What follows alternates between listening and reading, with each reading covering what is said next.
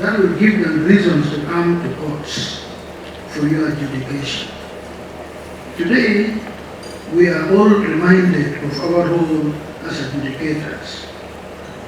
Justice Warren Berger had this to say, open quote, "The entire legal profession, lawyers, judges, law teachers, has become so mesmerized with the stimulation of courtroom contests that we tend to forget that we ought to be healers of conflict. Doctors, in spite of astronomical cost, still retain a high degree of public confidence because they are perceived as healers. Should lawyers, judges not be healers? Healers, not warriors. Healers, not procurers. Healers, not hired guns." Close quote. So it's for each of us now to determine where you want to be counted, where you want to belong. Adhere fully to the code of judicial conduct. Execute your duties diligently and efficiently to eliminate perceived and actual corruption. Refrain from acts that lead to public mistrust of the judiciary as we strive to deliver justice for all. Note that God himself ordains the role of judges. In 2 Chronicles chapter 19, verses 5 to 7, the Bible teaches us that, open quote, he, in bracket, King Josaphat, appointed judges in the land in each of the fortified cities of Judah. He told them, consider carefully what you do, because you are not judging for man but for the Lord, who is with you whenever you give a verdict. Now, let the fear of the Lord be upon you. Judge carefully, for with the Lord our God there is no injustice or partiality or bribery, full stop. So the only exception to the fear which you took oath is the fear of the Lord. So when you are adjudicating, fear no man, fear no public opinion. If you go by your conscience, fear the wrath of the Lord God, in whose name and on whose behalf we are rendering this justice. As we continue to overcome structural challenges and functional limitations that are long hampered service delivery, we must remember that judicial service is the fulcrum of the rule of law, economic stimulus for investment and national stability. We have deliberately aligned our reforms to overcome operational impediments which are well known, and we have mitigated some of them thanks to the improved resource envelope. In line with the government's commitment to enable us to attain efficient and effective service delivery, our focus is to ensure that justice is efficiently and effectively accessible to everyone in this country. I should reiterate here for all of us to note that a well-functioning judiciary is central to promoting good governance, attracting investments, protecting human rights, and ensuring a fair and transparent environment that drives both social stability and economic growth. By prioritizing judicial reforms and supporting capacity building measures, Uganda can foster a judicial system that actively contributes to national development. It is now incumbent on us as the judiciary, charged with the responsibility of effective dispute resolution, to progressively continue the drive until our services reach all Ugandans.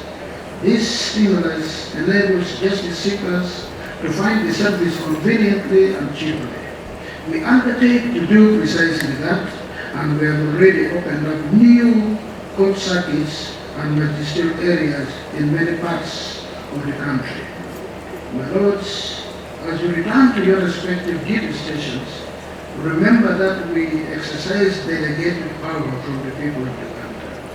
As you know, 2, Article 1261 of the Constitution of Uganda 1995 succinctly provides that, what, judicial power is derived from the people and shall be exercised by the courts established under the Constitution, in the name of the people and in conformity with law and with the values, norms, and aspirations of the people. In this context, judicial accountability is expressed to mean, quote, the acceptance of responsibility for one's own actions, including a willingness to be transparent and allowing others to observe and evaluate man's performance, close quote. Judicial officers are not only individually accountable internally to the judicial service, but more importantly, we are also externally accountable to the people that we serve. Let this accountability be self-evident in our justice delivery. My lords, let me conclude by urging you to take advantage of the key messages shared by the exceptional team of facilitators at this conference. Take this opportunity to learn from your peers and share experiences and learn from the field as a means to improve our services to the people. With these few remarks, allow me to extend our profound appreciation to His Excellency the President, to you, Right Honorable Speaker, the executive and the legislative arm of government which the two of you head, and the people of Uganda for supporting the reform agenda of the Ugandan judiciary.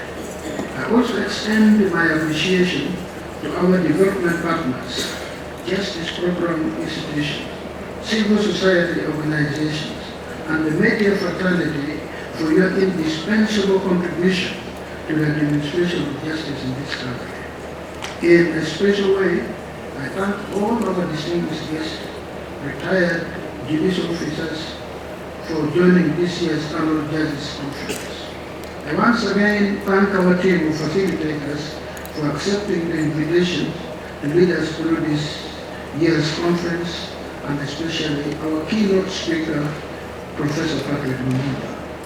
I also thank the chairperson, the director, the organizing committee, and the staff of the Judicial Training Institute for successfully organizing this very important function in our judiciary calendar.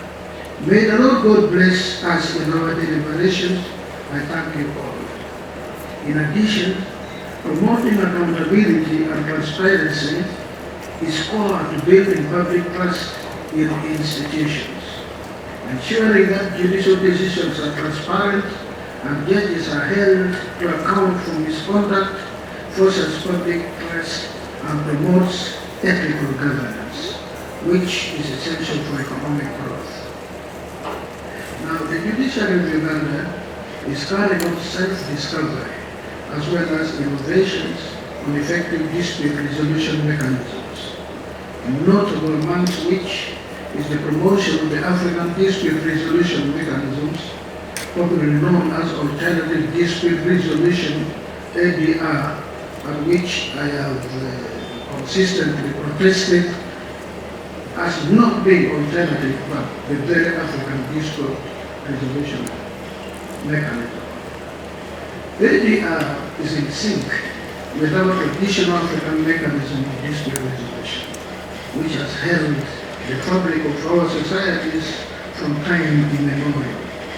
And our people understand it better than the adversarial colonial legal system we are currently practicing. With support from our partner, Pepperdine University, we have trained and deployed retired judicial officers and notable civil servants to help us fulfill this noble mission.